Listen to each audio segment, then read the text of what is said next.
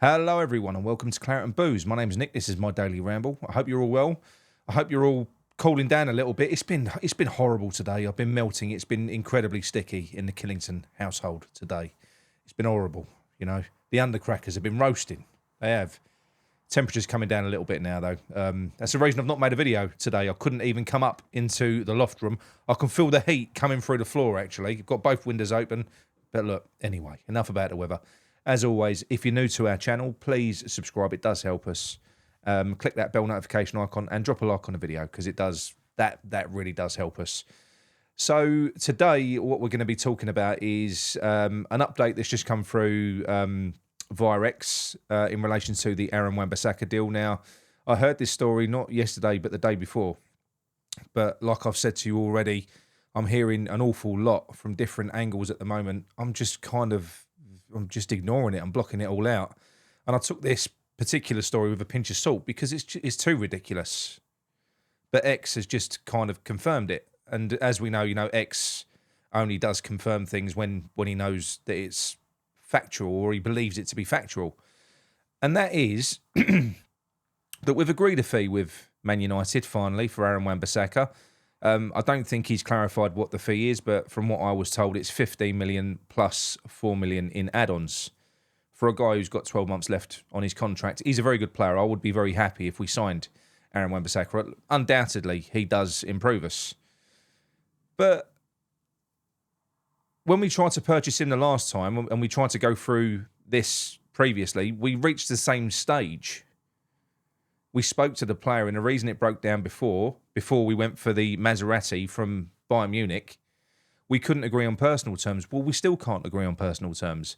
This is a player that's out of contract in 12 months. He does want to remain playing at the highest level, playing Champions League football. He's aware that in 12 months' time, he can, to a degree, probably have his pick of clubs, remain in the Champions League. He'll probably be able to find a club in the Champions League, and he'll be able to command a far higher wage. So West Ham have still got the same issue. Basically, the reports that Aaron Wan-Bissaka didn't want to join West Ham are true. And the reasons are because it's money and he wants Champions League football. So what West Ham have done, this is gospel truth. We've said to Man United, that money we're paying you for the player, can you use a portion of that to pay Aaron Wan-Bissaka a lump to convince him to come to West Ham? They're literally asking Man United, encouraging Man United to pay Aaron Wan-Bissaka compensation. I don't know what that would be. What, 4 million? If it's a 4-year contract, £1 million a year over 4 years to make up for that kind of, I suppose, disparity of what he could be earning versus what he will be earning at West Ham. 4 million to pay this player that doesn't really want to come to us to come to us. That's kind of where we are now. For a start, that isn't going to happen. That's not going to happen. It's not. We're wasting time, and we haven't got that much time left. Not really. I know there's 4 weeks of the window, but when you consider how long it does take West Ham to well, we're all right at selling players, but buying players, it takes forever. It's a concern. It really is. I'm not saying that this is dead in the water. I'm not saying that Aaron Wan-Bissaka won't join West Ham. I'm not saying this won't work, but it's highly unlikely to work, and it's very embarrassing. Do you not think? I mean, I kind of get the logic to a degree. If Man United don't do this and the player stays, they lose the deal completely. They lose him for nothing in 12 months. I kind of get it, but that's not going to happen. He's a quality player. He's probably going to be of use to Man United next season in some capacity if they keep him in and around the squad. They're in the Champions League. They're playing in a lot of competitions. It's not going to kill them to keep Aaron Wan-Bissaka around. He is a top player. That is a good deal. It's a really good deal. And does West Ham acting in this way, is that going to encourage the player? Is that going to make him think? I don't see the sense in any of this, and I'm seeing a worrying trend. So apparently we knew that Youssouf Fofana was not interested in coming to West Ham. He wanted Champions League football at the start of this window. We had our opportunity to buy him last season. We didn't. We know why. But we didn't buy him. No European football now. He's not interested. He wants Champions League football. So what we did was, with a player that we knew didn't want to come to us, apparently we went and put in a 35 million bid, which is 15 million more than what AC Milan were prepared to pay. So for players that don't want to come to us, we're offering almost double. You know, because AC Milan had only offered 20, because also he is a player that's in the last 12 months of his contract, and we've just gone and put £35 million down for him, knowing that he isn't going to come to us. He's not. In a position in midfield where we're already oversubscribed. Similar with Kante, that player was never going to come. That was I don't know what that was. You know, that was such a complicated deal with all the tax implications and everything else. That was never going to get done. Todibo is another one. It was almost a replica of the Fofana situation. He wanted to go to Juventus. Juventus had tabled an offer, or they'd felt out the club for a deal. And we apparently came in and completely blew Juventus out of the water. Went 30 million, bang, there you go.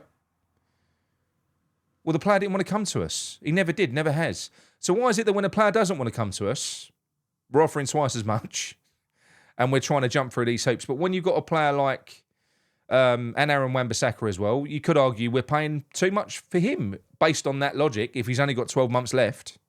You know, that's near enough a £20 million deal. So that hasn't worked. That kind of story that was spun, how West Ham, you know, being magicians in the transfer market, manipulating the market by trying to get Aaron Wan-Bissaka, that didn't work. So we went out and got rejected by a right-back that Man United were interested in at Bayern Munich, and that somehow would force a domino effect to encourage Man United to give us Aaron Wan-Bissaka, when the problem was wages all along, because the price hasn't dropped. The price hasn't dropped at all. It hasn't worked. It didn't work with Max Kilman. It hasn't worked with Aaron Wan-Bissaka. It has not worked with Duran. We've got a player in Duran that wants to come to us. Apparently, if you believe the rumours, we've already bid 36 million, but Villa want 40. But that's a player that wants to join us. But no, we're walking away. We're walking away. Let's go and try and chase someone else. And then you've got the Fullkrug deal. You know, that's been out now for a couple of days. You've got Darmesh that reported that and confirmed it. I've just completely ignored that one, to be honest. There could be something in it. He plays for Dortmund now. Obviously, he was at Werder Bremen, where Maximilian Hahn, our new analyst, plied his trade before moving to West Ham. We know that Tim Steiten's got links with Werder Bremen as well, so there probably is connections there with this player. But how do you go from Duran to Fullkrug? I'm not even talking about the age, which is really concerning. He ain't far off being 32. How do you go from that type of striker to this? He's a good old-fashioned target man. He's a cart horse. He's a target man, great in the air. How do you go from Duran to that? I don't really know how you go from Aaron Wan-Bissaka to Kyle Walker-Peters back and forth. They're two completely different profiles of right-back. And then when you add the Maserati into the mix, he was even more different with the style of play.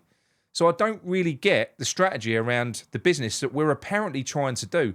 I'm getting really confused and worried now. Like I said, players that we could sign, we're lowballing for. Summerville, we could go and get Summerville from Leeds. No problem at all. I don't know much about the player. I'm not going to profess to. Apparently, he's really talented. He's a little kind of diminutive, tricky player. I love those types of players. Fine.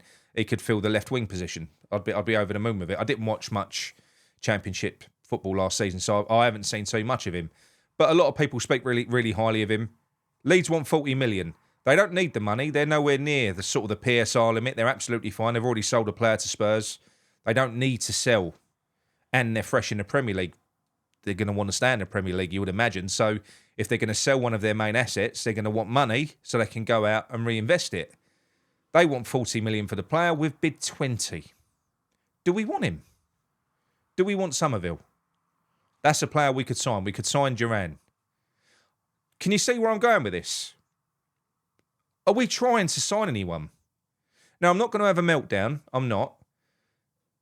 And I could be completely wide of the mark. And I hope and I pray that all of this stuff, you know, a lot of my moaning that you've been listening to over the past week or so, because I'm just panicked. I want Lopetegui to succeed. I feel like he's being done over a bit at the minute. I haven't got the ump with Lopetegui.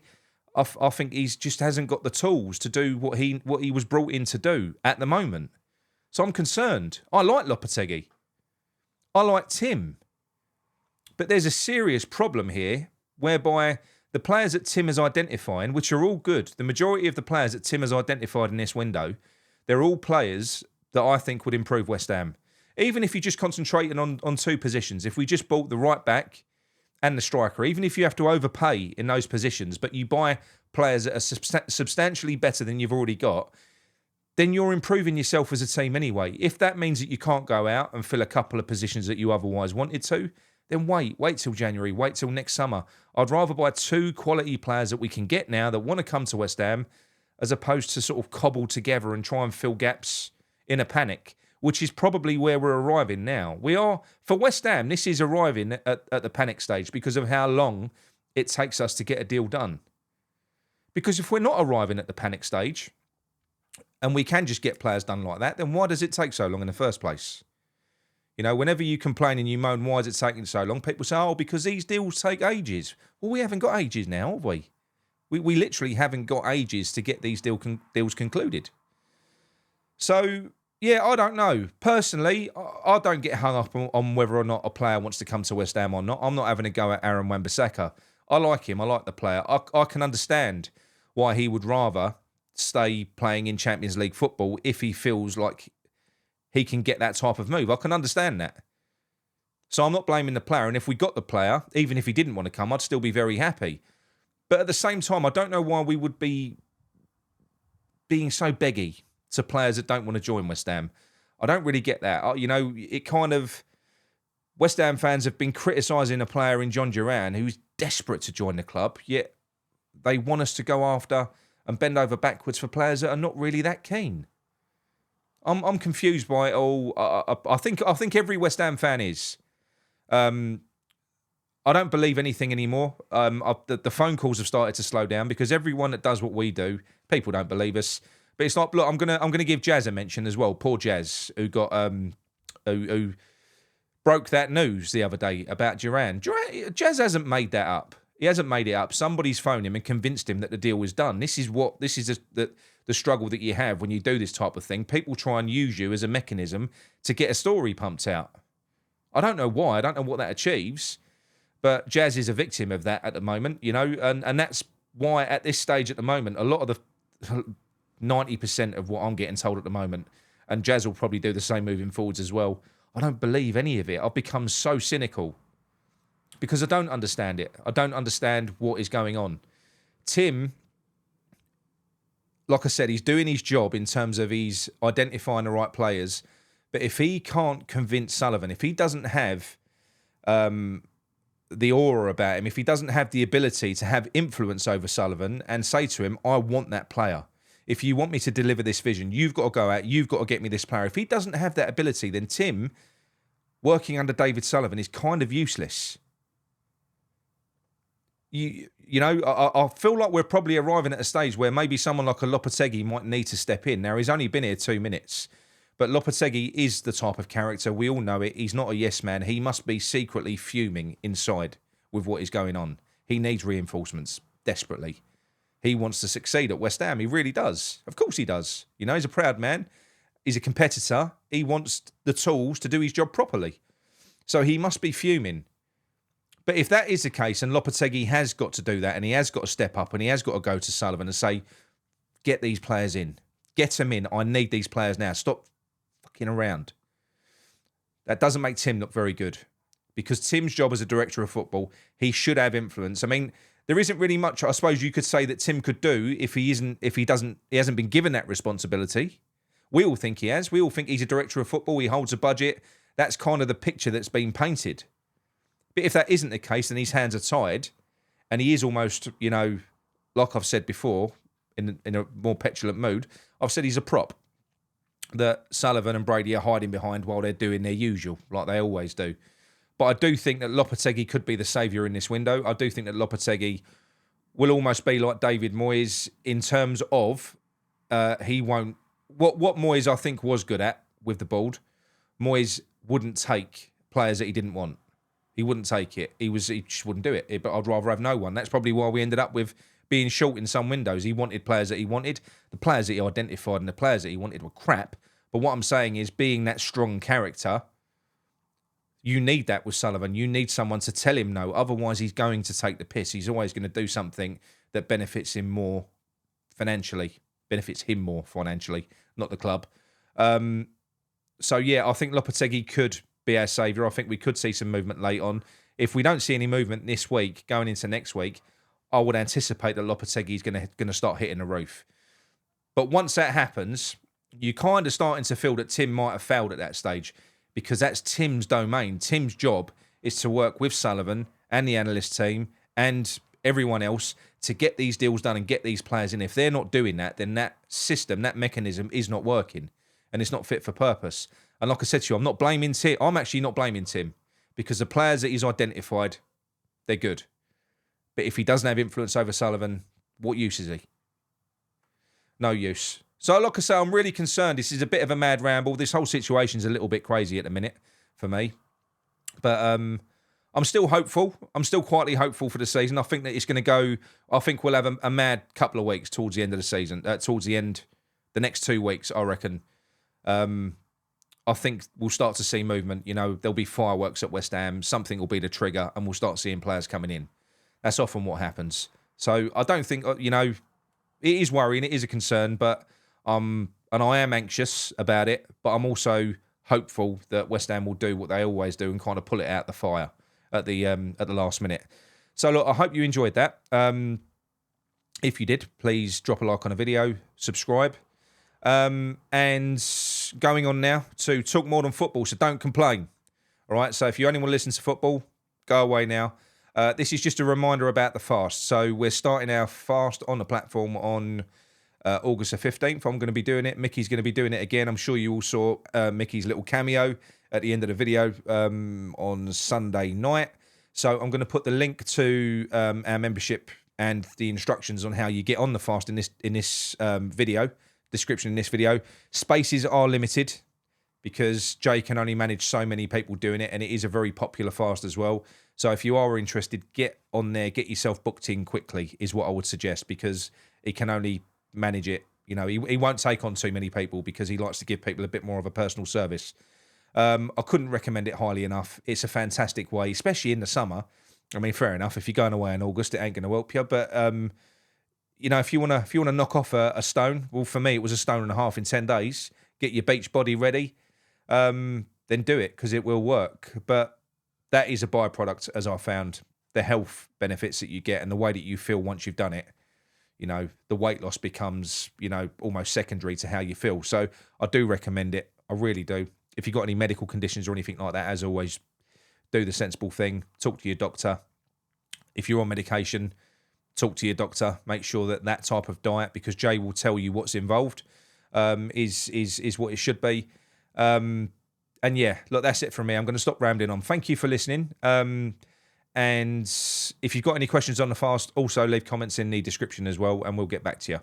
All right, I'll speak to you all soon. Come on, you irons.